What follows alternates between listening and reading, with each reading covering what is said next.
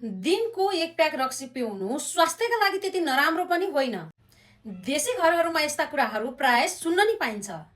किनकि हामीले रक्सी पिउनुलाई यति धेरै नर्मलाइज गरिसकेका छौँ कि यसको वास्तविक हानिबारे कुरा नै हुँदैन।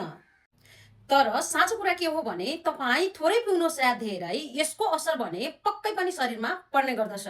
आज म तपाईँहरूलाई रक्सी पिउनुको 5वटा यस्तो नोक्सानी कारणहरू बताउन गइरहेको छु जसको बारेमा धेरै मानिसहरूले सुनेका नै हुँदैनन्।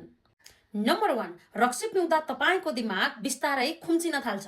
दिमागभित्र रहेका न्युरोनहरू बढ्न बन्द हुन्छन् र नयाँ न्युरोनहरू बन्न पनि कम हुन्छन्। यसले गर्दा तपाईँको दिमाग उमेरभन्दा अघि नै बुढो हुन्छ।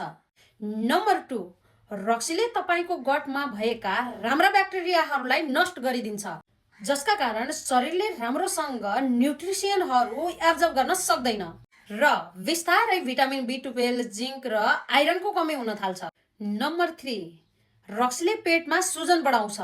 पेटमा सुजन हुँदा तपाईँको डाइजेसन सिस्टम कमजोर हुन थाल्छ। यसका कारण हार्ट बर्न, एसिड रिफ्लेक्स र गट सम्बन्धी समस्या हुन थाल्छ। शरीरका अरू भागहरूमा पनि दुखाइ सुरु हुन सक्छ। नम्बर 4, रक्सीले तपाईँको हार्ट, लिभर र प्याङ्क्रिजमा पनि धेरै असर पार्दछ। यसले गर्दा diabetes, high blood pressure, stroke र हृदय सम्बन्धी रोग हुने धेरै जोखिम बढ्न सक्छ।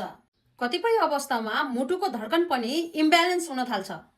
नम्बर 5, सबैभन्दा डरलाग्दो कुरा के हो भने क्यान्सर हुने जोखिम पनि बढ्न सक्छ, किनकि रक्सीले तपाईँको शरीरलाई सेलुलर लेभलमै क्षति पुर्याउँछ। त्यसैले अर्को पटक एक प्याक रक्सी पिउनु अघि एकचोटि अवश्य सोच्नुहोस्, यसले तपाईँ र तपाईँको परिवारमा कस्तो असर पार्न सक्छ।